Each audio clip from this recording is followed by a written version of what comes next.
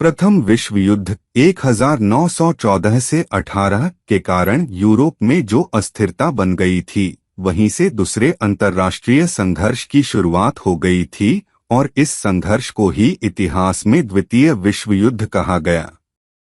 वास्तव में प्रथम विश्व युद्ध के समय कुछ देशों को मिली पराजय, उनके बीच हुई संधियां और परिस्थिति के अनुसार बने नियम ज्यादा समय तक नहीं चल सके और 2 दशक में ही टूट गए, जिसके पूर्व से भी अधिक विनाशकारी परिणाम सामने आए। आर्थिक और राजनीतिक रूप से अस्थिर जर्मनी में सत्ता बढ़ाने के लिए एडोल्फ हिटलर और उनके राष्ट्रीय समाजवादी पार्टी ने देश को फिर से स्थायी किया और विश्व में अपना प्रभुत्व बढ़ाने जैसे अपनी महत्वाकांक्षाओं को पूरा करने के लिए इटली और जापान के साथ रणनीतिक संधि पर हस्ताक्षर किए।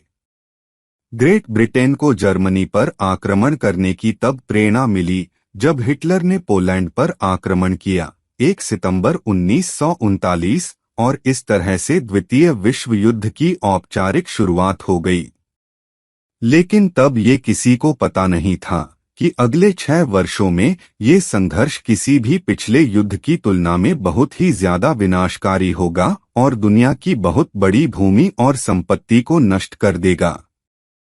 द्वितीय विश्व युद्ध कब शुरू हुआ? कुछ का कहना है कि दूसरे विश्व युद्ध की भूमिका पहले विश्व युद्ध के समापन के साथ ही बन गई थी, लेकिन कुछ मतों के अनुसार इसकी वास्तविक शुरुआत 1931 में हुई थी, जब जापान ने चाइना से मंचूरिया छीन लिया था। इधर इटली ने 1935 में एबिस्निया में घुसकर उसे हरा दिया था। 1936 में एडोल्फ हिटलर ने जर्मनी के राइनलैंड में रिमिलिटराइजेशन का काम किया था। 1936 से लेकर 1939 तक स्पेन में सिविल वॉर हुआ था। 1938 में जर्मनी ने चेकोस्लोवाकिया पर अधिकार कर लिया था, लेकिन फिर भी इसके लिए 2 दिनांक विशेष रूप से याद रखी जाती हैं, जिसमें 7 जुलाई 1937, जिसे दूसरे विश्व युद्ध के शुरुआत का दिन माना जाता है, जब मार्को पोलो पुल हादसा हुआ था, जिससे जापान और चाइना के बीच सबसे लंबा युद्ध शुरू हुआ था, और 1 सितंबर 1939 का दिन जब जर्मनी ने पोलैंड में घुसपैठ की थी, जिसके कारण ब्रिटेन और फ्रांस ने हिटलर के नाजी राज्य से प्रतिशोध लेने की घोषणा की थी और युद्ध छिड़ गया था। पोलैंड की घुसपैठ से लेकर युद्ध तब खत्म हुआ जब जापान ने सितंबर 1945 को सरेंडर कर दिया, लेकिन इतने सारे वर्षों में दुनिया के ज्यादातर देश युद्ध में ही व्यस्त रहे। दूसरे विश्व युद्ध की उत्पत्ति दूसरा विश्व युद्ध कोई एक घटना का परिणाम नहीं थी, इसलिए इस विनाश के लिए किसी भी एक ऐतिहासिक घटना को जिम्मेदार नहीं माना जा सकता है। जापान की रूस जापान युद्ध में सिज़रिस्ट ज़ारिस्ट पर अनपेक्षित जीत ने जापान के लिए एशिया और पैसिफिक में आगे बढ़ने के रास्ते खोल दिए थे। वैसे भी यूनाइटेड स्टेट्स के यूएस नेवी ने 1890 में समुद्री युद्ध की तैयारी शुरू कर दी थी। इसे वॉर प्लान ऑरेंज कहा जाता था और दूसरे विश्व युद्ध तक इस प्लान को नई नई तकनीकों से अपडेट किया जाता रहा था। वास्तव में प्रथम विश्व युद्ध से लेकर द्वितीय विश्व युद्ध तक का समय बहुत ही अस्थायी समय था। 1929 के काले मंगलवार ब्लैक ट्यूसडे से ही विश्वभर में मंदी का समय शुरू हो गया था। 1933 में हिटलर के हाथ में सत्ता आने पर उसने 1918 की वर्साइल की संधि को तोड़ दिया, जिससे आर्थिक गिरावट आ गई और यह घोषणा की जर्मनी को लिविंग स्पेस या लेबेंसराउम की आवश्यकता है। हिटलर ने पश्चिमी देशों की शक्तियों का परीक्षण शुरू कर दिया और समस्त संधियों को समझकर उनसे मिलने वाले पश्चिमी देशों के लाभ को समझना शुरू किया। 1936 में राहिनलैंड में रिमिलिटराइजेशन करने के लिए वेर्सलियस वर्सेल और लोकार्नो की संधि एक बार फिर से तोड़ी गई, जो कि यूरोप का बॉर्डर कहलाता था। ऑस्ट्रिया के एंशलसेस और चेकोस्लोवाकिया के रैंप पर कब्जे का कारण लेबनेंसम तक हड़पना हिटलर की महत्वाकांक्षा थी। तीसरा, रोम बनाने की इटली की इच्छा ने देश को नाजी जर्मनी के साथ घनिष्ठ संबंधों में धकेल दिया। इसी तरह जापान ने 1919 में पेरिस में अपने बहिष्कार से नाराज होकर आत्मनिर्भर राज्य बनने के लिए जापान के साथ एक पेनेशियाई क्षेत्र पैन-एशियन स्फीयर बनाने की मांग की, और इस तरह प्रतिस्पर्धी विचारधाराओं ने अंतर्राष्ट्रीय तनाव की आग को और अधिक बढ़ा दिया। प्रथम विश्व युद्ध के दौरान रूस में हुई बोल्शेविक क्रांति और गृहयुद्ध के बाद सोवियत समाजवादी गणराज्य संघ यूएसएसआर की स्थापना हुई थी, जो इससे पहले तक व्यापक कम्युनिस्ट राज्य कहलाया जाता था। लेकिन पश्चिमी गणराज्य और पूंजीपति बोल्शेविज्म के प्रसार से डर गए थे। साथ ही इटली, जर्मनी और रोमानिया जैसे कुछ देशों में साम्यवाद की प्रतिक्रिया में कुछ हद तक रूढ़िवादी समूह सत्ता में आ गए। जर्मनी, इटली और जापान ने पारस्परिक समर्थन के समझौते पर हस्ताक्षर किए, लेकिन इस डर से कि सहयोगी राष्ट्रों से उनका सामना होगा, उन्होंने कभी भी कार्रवाई की एक व्यापक या समन्वित योजना विकसित नहीं की। इतने सारे घटनाक्रमों में दूसरे विश्व युद्ध की पृष्ठभूमि कब तैयार हुई, दुनिया समझ ही नहीं सकी। लेकिन ये तय है कि ये युद्ध किसी भी एक देश की महत्वाकांक्षा या एक जगह हुई क्रांति का परिणाम नहीं था, बल्कि बहुत सारे कारण थे जो इस विध्वंसकारी युद्ध के लिए जिम्मेदार थे। द्वितीय विश्व युद्ध के कारण पेरिस की शांति वार्ता, द पीस ऑफ पेरिस, प्रथम विश्व युद्ध के अंत में हुई समस्त संधियों में कुछ संधियां ही ऐसी थी जो सभी देशों को संतुष्ट करती। जर्मनी, ऑस्ट्रिया और कई अन्य देश भी पेरिस की संधि से खुश नहीं थे, क्योंकि इसके अनुसार उन्हें हथियारों का उपयोग बंद करना था। जर्मनी ने आक्रमण के डर से वर्सेली की संधि पर हस्ताक्षर कर दिए। आर्थिक मुद्दे, इकोनॉमिक इश्यूज, प्रथम विश्व युद्ध ने कई देशों की आर्थिक स्थिति पर विपरीत प्रभाव डाला था। हालांकि यूरोपियन आर्थिक अवस्था 1920 तक बहुत ही अच्छी स्थिति में थी, लेकिन यूनाइटेड स्टेट में आए परिवर्तन ने यूरोप में भी मंदी का दौर ला दिया था, और ऐसी खराब आर्थिक स्थिति में कम्युनिज्म और फासिज्म में अपनी शक्तियां बढ़ा ली थी। नेशनलिज्म, प्रथम विश्व युद्ध के बाद यूरोप में देशभक्ति का ज्वार उमड़ पड़ा था, वो भी विशेषकर उन देशों में जो युद्ध में हार गए थे। डिक्टेटरशिप्स, राजनीतिक अस्थिरता और प्रतिकूल आर्थिक स्थिति के कारण कुछ देशों में डिक्टेटरशिप बढ़ने लगा, जिनमें भी जर्मनी, इटली, जापान और सोवियत संघ मुख्य थे। विफल अपीलें और संधि वार्ता, फेलियर ऑफ अपीसमेंट। पहले विश्व युद्ध के पश्चात चेकोस्लोवाकिया एक स्वतंत्र राष्ट्र बन गया था, लेकिन 1938 तक जर्मन क्षेत्र से घिरा हुआ था। हिटलर पश्चिमी चेकोस्लोवाकिया के एक क्षेत्र सुडेनेटलैंड को भी जर्मनी में जोड़ना चाहता था, जहां कई जर्मन रहते थे। ब्रिटिश प्रधानमंत्री नेविल चैम्बरलेन हिटलर को प्रसन्न करना चाहते थे और हिटलर के वादे के बाद सुडेनलैंड के लिए अपनी मांगों पर सहमत हुए थे कि वह अधिक क्षेत्र की मांग नहीं करेंगे। मार्च 1939 के दौरान ही बचे हुए चेकोस्लोवाकिया पर भी हिटलर ने कब्जा कर लिया। नेशनलिज्म, प्रथम विश्व युद्ध के बाद यूरोप में देशभक्ति का ज्वार उमड़ पड़ा था, वो भी विशेषकर उन देशों में जो युद्ध में हार गए थे। डिक्टेटरशिप्स, राजनीतिक अस्थिरता और प्रतिकूल आर्थिक स्थिति के कारण कुछ देशों में डिक्टेटरशिप बढ़ने लगा, जिनमें भी जर्मनी, इटली, जापान और सोवियत संघ मुख्य थे। विफल अपीलें और संधि वार्ता, फेलियर ऑफ अपीसमेंट। पहले विश्व युद्ध के पश्चात चेकोस्लोवाकिया एक स्वतंत्र राष्ट्र बन गया था, लेकिन 1938 तक जर्मन क्षेत्र से घिरा हुआ था। हिटलर पश्चिमी चेकोस्लोवाकिया के एक क्षेत्र सुडेनेटलैंड को भी जर्मनी में जोड़ना चाहता था, जहां कई जर्मन रहते थे।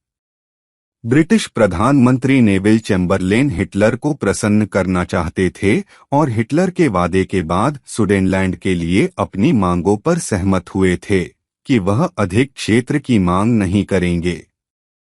मार्च 1939 के दौरान ही बचे हुए चेकोस्लोवाकिया पर भी हिटलर ने कब्जा कर लिया। दो पक्षों का बनना और विभिन्न देशों की स्थिति। इस तरह पूरी दुनिया के देश दो प्रतिद्वंदियों में बंट गए, जिनमें भी कुछ देश ऐसे थे जो उदासीन थे और जिनका न प्रथम विश्व युद्ध और न ही द्वितीय विश्व युद्ध में कोई योगदान था, लेकिन साथ ही भारत जैसे कई ऐसे देश भी थे जिन पर किसी यूरोपीय राष्ट्र का शासन था। इस कारण उन्हें उसके पक्ष में ही रहने का दबाव था। लेकिन फिर भी दूसरे विश्व युद्ध के मुख्य खिलाड़ियों में जर्मनी, जापान और इटली के लोगों के नाम सामने आते हैं, जिनमें एडोल्फ हिटलर, देर फुरहर, जापान के प्रधानमंत्री एडमायरल हिडेकी तोजो, इटली के प्रधानमंत्री बेंटो मुस्सोलिनी बड़े नाम थे। इस तरह जर्मनी, जापान और इटली ने एक्सिस पावर नामक एक गठबंधन बनाया। बुल्गारिया, हंगरी, रोमानिया और दो जर्मन निर्मित राज्य क्रोएशिया और स्लोवाकिया अंत में शामिल हो गए। इनके सामने United states, great Britain, China और सोवियत संघ ने गठबंधन बनाया था और ये ग्रुप ध्रुवीय शक्तियों के सामने खड़ा हुआ था। 1939 से लेकर 1944 तक लगभग 50 देश आपस में कोई न कोई कारण से लड़ चुके थे और 1945 में 13 और देश इस युद्ध में शामिल हो गए थे, जिनमें Australia, Belgium, Brazil, British Commonwealth of Nations, Canada, Bharat, New Zealand, South Africa, Czechoslovakia, Denmark, France, Greece, Netherlands, Norway, Poland, Philippines और यूगोस्लाविया बड़े नाम हैं, जिनमें भी यूनाइटेड स्टेट्स के President Franklin D Roosevelt, Great Britain के Prime Minister Winston Churchill, China के General Chiang Kai Shek, Soviet Union के जनरल जोसेफ स्टालिन मुख्य नाम हैं। इस तरह पूरे युद्ध में गठबंधन वाले राष्ट्र और ध्रुवीय देशों को मिलाकर कुल 70 मिलियन लोगों की फौज लड़ी थी। फिनलैंड ने किसी भी पक्ष को आधिकारिक रूप से ज्वाइन नहीं किया था, लेकिन इसके और सोवियत संघ के युद्ध ने विश्व युद्ध द्वितीय की शुरुआत कर दी थी। 1940 में जरूरत को देखते हुए फिनिश ने सोवियत रूस को पछाड़ने के लिए नाजी जर्मनी को ज्वाइन कर लिया था। 1944 में जब फिनलैंड और सोवियत के मध्य शांति की घोषणा हो गई, तो फिनलैंड ने सोवियत को हटाने के लिए जर्मनी के साथ मिल गया था। स्विट्जरलैंड, स्पेन, पुर्तगाल और स्वीडन ने युद्ध के समय उदासीन रहने की घोषणा की थी। द्वितीय विश्व युद्ध का कार्यकाल 1 सितंबर 1939 को जर्मनी ने पोलैंड में घुसपैठ की। डेनमार्क, लक्सेमबर्ग, नीदरलैंड, नॉर्वे, बेल्जियम और फ्रांस जल्द ही जर्मनी के नियंत्रण में आ गए और केवल यूनाइटेड किंगडम पीछे जर्मनी का सामना करने के लिए बच गया। 10 जून 1940 को इटली ने ब्रिटेन के खिलाफ युद्ध में जर्मनी के साथ देने की घोषणा की और ये युद्ध ग्रीस और उत्तरी अफ्रीका तक फैल गया। 14 जून 1940 को जर्मनी की फौजों ने पेरिस पर आक्रमण किया। जुलाई 1940 से सितंबर 1940 तक जर्मनी और ग्रेट इंग्लिश कोस्ट लाइन पर ब्रिटेन ने युद्ध लड़ा। 7 सितंबर 1940 से मई 1941 तक लंदन में रात के समय में जर्मनी का हवा में बमबारी अभियान चला, जिसे ब्लिट्ज के नाम से जाना जाता है।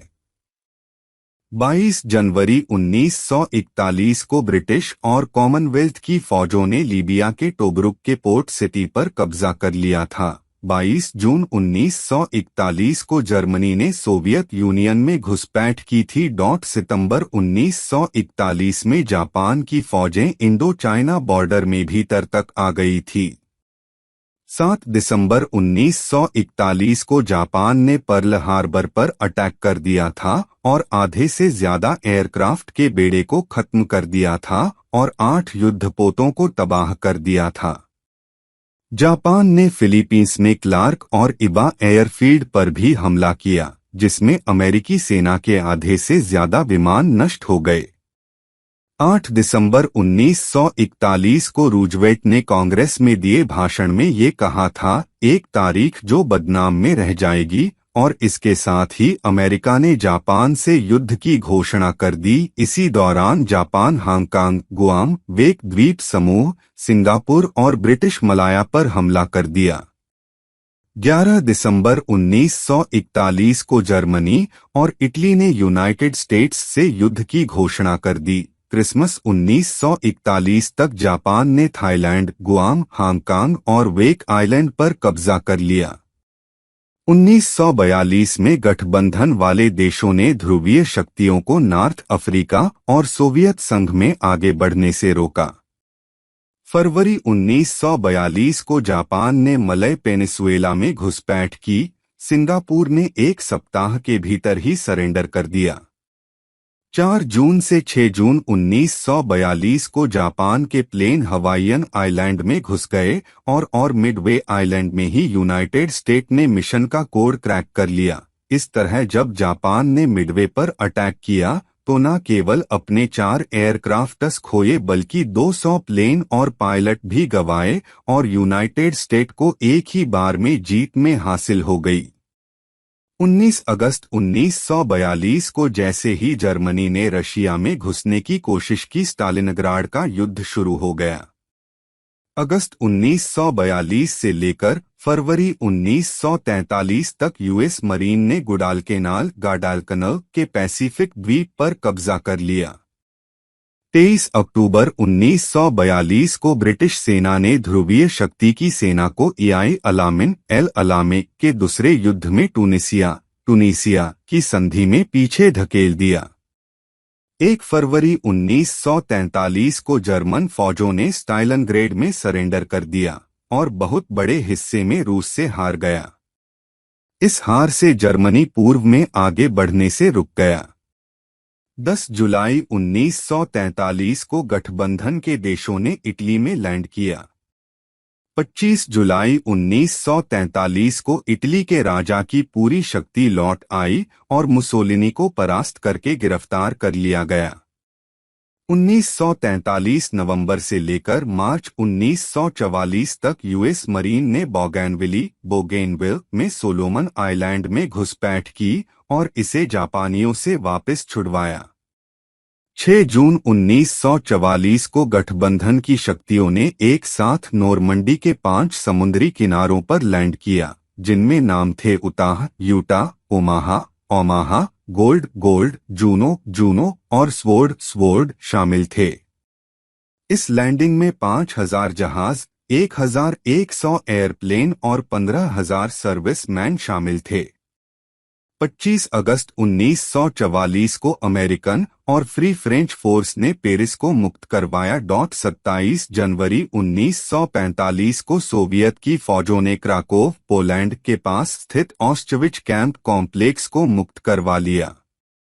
19 फरवरी से 26 मार्च 1945 तक के बीच में यूएस ने जापान से इवो जिमा आइलैंड के लिए समुद्री युद्ध किया।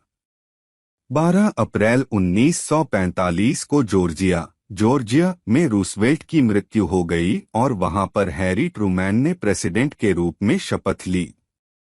25 अप्रैल 1945 को सोवियत ने बर्लिन को घेर लिया और 28 अप्रैल 1945 को स्विट्जरलैंड से भागते हुए मुसोलिनी को मार दिया गया। 29 अप्रैल 1945 को यूएस के सैनिकों ने जर्मनी में म्यूनिख के बाहर दचाओ को मुक्त करवाया। 1945 में 30 अप्रैल के दिन ईवा ब्राउन, जो कि हिटलर की पत्नी थी और हिटलर ने आत्महत्या कर ली थी। 7 मई 1945 जर्मनी ने रिम्स में रेड स्कूल हाउस में एसेनहोवर के हेडक्वार्टर में आत्मसमर्पण कर दिया। 8 मई को वी डे मनाया जाता है क्योंकि उसी दिन युद्ध विराम हुआ था। 1945 से 8 मई को यूरोप में वी डे के रूप में मनाया जाता है। इस दिन यूरोप में युद्ध समाप्त हुआ था। 16 जुलाई 1945 को न्यू मैक्सिको के अलामोगोर्डो पर एटॉमिक बम गिराया गया था।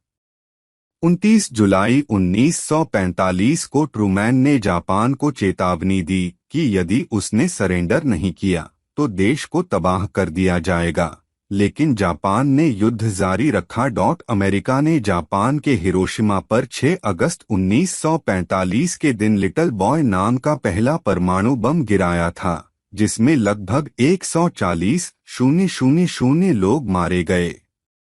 जापान की सरकार से कोई प्रतिक्रिया न मिलने पर 9 अगस्त 1945 को एक दूसरा बम, जिसका नाम फैटमैन था, उसे नागासाकी पर गिराया गया, जिसमें 80,000 लोग मारे गए। 14 अगस्त 1945 को जापान ने अमेरिका की सभी शर्तें मान ली और युद्ध बंद कर दिया, और इस दिन जापान पर जीत का विजय डे घोषित किया गया। 2 सितंबर 1945 के दिन टोक्यो की खाड़ी में जापान ने यूएसएस मिसौरी को आत्मसमर्पण करते हुए औपचारिक कागजों पर हस्ताक्षर किया। 1947 के मार्च में एक जापानी सैनिक हीरो ओनोडा, जो तब भी युद्ध लड़ रहा था, फिलीपींस में लुबांग द्वीप पर एक खोजी दल द्वारा खोजा गया था। जब वह अपने पूर्व कमांडिंग अधिकारी द्वारा आश्वस्त हो गया कि युद्ध खत्म हो गया है, तो उसने मनीला जाकर औपचारिक रूप से राष्ट्रपति फर्डिनेंड मार्कोस को आत्मसमर्पण कर दिया। हीरो ओनोडा की मृत्यु 16 जनवरी 2014 को 91 वर्ष की आयु में हुई। द्वितीय विश्व युद्ध के दुष्परिणाम। इस युद्ध की जो सबसे बड़ी हानि सामने आई वो थी जनहानि। अमेरिका का नागासाकी और हिरोशिमा पर परमाणु बम गिराने को मानव सभ्यता के इतिहास सबसे क्रूर, विनाशकारी और दर्दनाक घटना माना गया है, जिसका परिणाम कई पीढ़ियां भुगत चुकी हैं और कई भुगतने वाली हैं। इस कारण इसके बाद इस पर पूरी तरह रोक लगाई गई। लेकिन फिर भी युद्ध के दौरान कुल 12 मिलियन जवानों को मार गिराया गया, जबकि 25 मिलियन नागरिक भूख, बीमारी इत्यादि कारणों से मारे गए। 24 मिलियन लोग इस युद्ध में घायल और विकलांग हुए। यूएस द्वारा जापान में बम गिराने के कारण 160,000 जनहानि हुई। इस तरह दूसरा विश्व युद्ध हर दृष्टि से मानव जाति के लिए भयंकर विनाशकारी युद्ध सिद्ध हुआ। हालांकि दूसरे विश्व युद्ध के समय हताहत आमजनों की वास्तविक संख्या कभी नहीं जानी जा सकती। इनमें बहुत सी मौतें तो बम ब्लास्ट, नरसंहार, भूख और युद्ध से जुड़ी अन्य गतिविधियों के कारण हुई थी।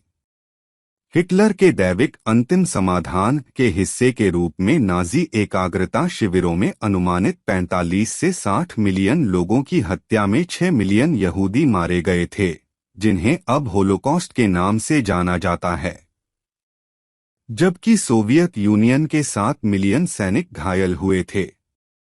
ये माना जाता है कि युद्ध के दौरान लगभग 6 मिलियन यहूदी तो नाजी कंसंट्रेशन कैंप में ही मारे गए थे, और रोम के हजारों लोगों की हत्या कर दी गई थी, जिनमें मानसिक और शारीरिक रूप से असक्षम लोग भी शामिल थे।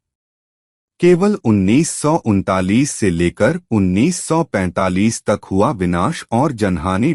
इस युद्ध में बहुत भारी मात्रा में जमीन की हानि हुई थी। एक अनुमान के अनुसार लगभग 1000 बिलियन डॉलर इस युद्ध में खर्च हुए थे, जिसमें केवल अमेरिका ने 350 बिलियन डॉलर खर्च किए थे।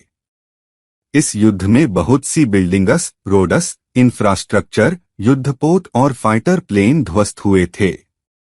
दूसरे विश्व युद्ध के परिणामस्वरूप दुनिया के समस्त देश पूंजीपति और साम्यवादी 2 भागों में बंट गए, जिसमें यूएसए पूंजीपतियों का नेतृत्व कर रहा था, जबकि रशिया साम्यवादी का नेतृत्व कर रहा था।